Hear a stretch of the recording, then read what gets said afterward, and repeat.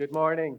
To be honest, I'm actually much more nervous before you today than I was for the opening ceremony because TEDx is such a cool idea, and especially the technology, like this microphone. You know, I've always wanted to wear one of these microphones. But the theme of my talk today is inspired by a couple of weeks I spent in New York at Columbia University at the Teachers College. I was there just a week ago. And we explored the idea or the theme of the 21st century school. And for me, that's captured by the phrase, the Rethink Lab. Now I have to get my other piece of technology. I'll put it somewhere. There we go. But of course, I'm a humanities teacher, educated in a very traditional way, so I can't resist, as I get it the wrong way around.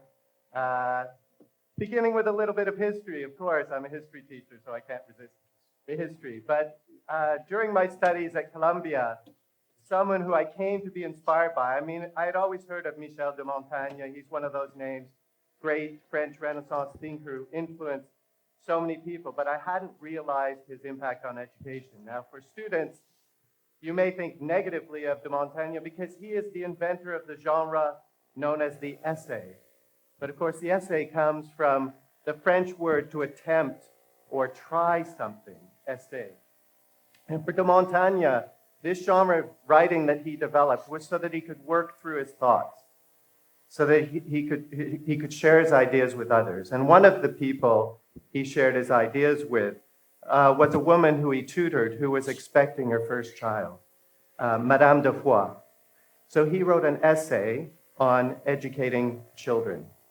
And in this essay, he was the first to articulate what came to be known as a progressive school or a progressive mode of education. Now, you have to remember, this is 16th century France. And he wrote to her that they should not be studying Latin and Greek. They should be studying things that will have a practical application. That students cannot learn in a culture of fear, but must be supported by their teachers. He argued for the well-formed, not the well-filled brain. And finally, he felt that both the student and the teacher must approach education to build character, critical thinking, and humility.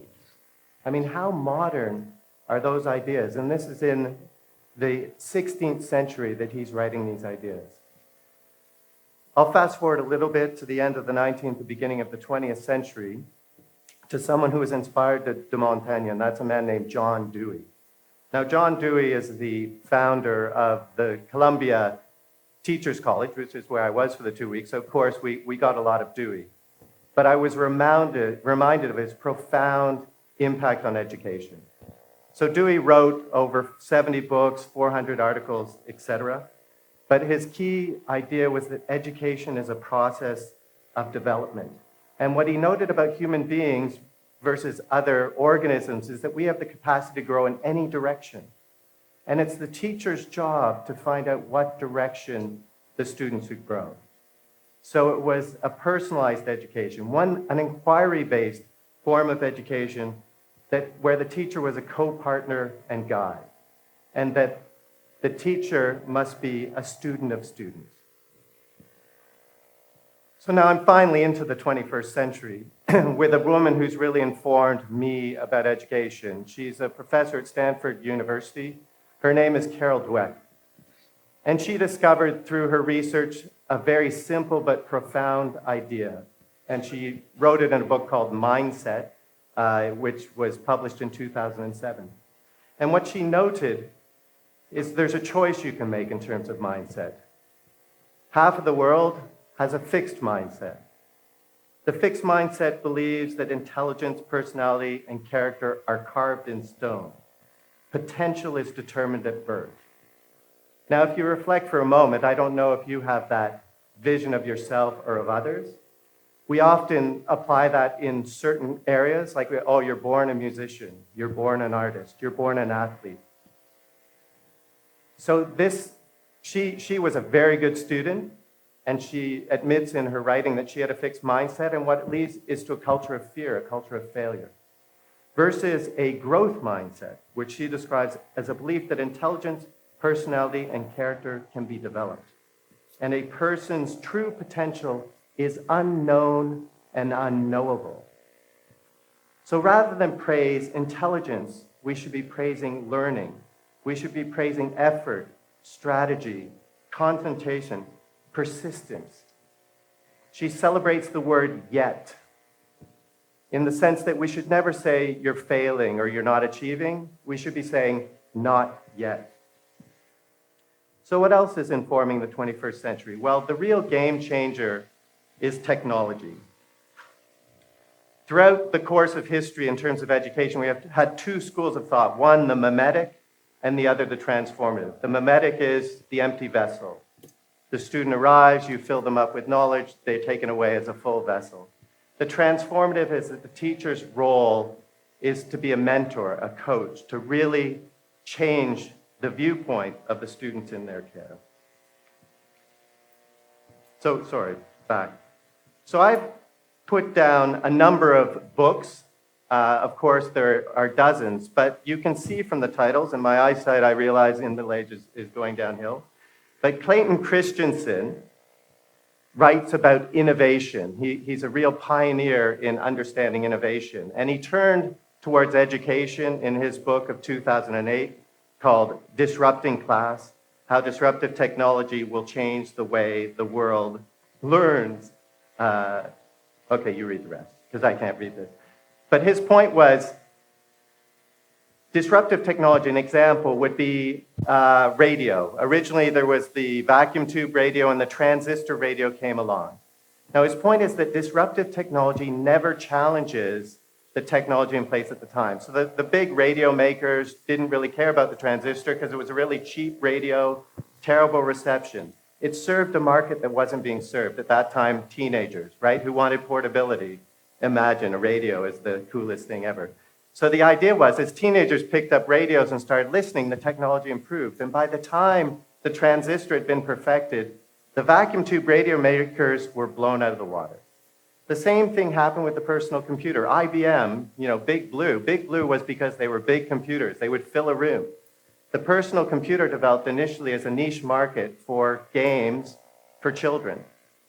But as they gained technology understanding through that, they developed the personal computer. And by the time that came onto the market, the big computer makers like IBM didn't stand a chance against Apple and Macintosh and the others. So what is the disruptive technology in education? And what Christensen argues is it's technology.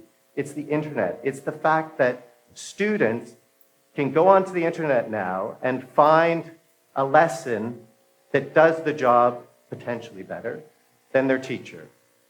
So if you're in class and you don't get it, your generation doesn't worry about it. I'll just look it up on YouTube. I'll figure it out. So what's the impact for that on educators? Tony Wagner wrote a book called The Global Achievement Gap. He also wrote back a book called Creating Innovators. And his claim was about core competencies versus content, reflective practice, interdisciplinary learning. And if you read Educating or Creating Innovators, there's a lovely story about a UWC graduate named David Senge, who went to Nordic College and is now working at the MIT Medium Lab, designing prosthetics for landmine victims. Absolutely inspirational. Will Richardson, he coined the phrase the age of abundance and argued that students today can learn nearly anything, anytime, anywhere. So we must adopt a student-centered approach. It should be individualized, meaning time and learning as the two constants. Historically, time was fixed. You went to school for a certain period of time and you learned what you learned. He says we should flip that. The fixed variable should be learning. That's what we should make sure that students emerge with. And time, however long it takes, is what it should take. If you can do it faster, do it faster. Differentiation, to recognize different learning styles. Gardner's 8 learning styles. Personalized, in the sense that you put the student's interest and passion as the primary driver of curriculum and instruction. And arguably the most influential writer right now in education, Yong Zhao, who wrote the book Educating Creative and Entrepreneurial Students, he just blows it apart. He says the education system is absolutely flawed because as you work your way through education, beginning in preschool here, where mistakes are celebrated, a child learns to walk, they fall down, they get up, they fall again, they eventually learn how to walk. but our education system punishes failure at an increasing rate.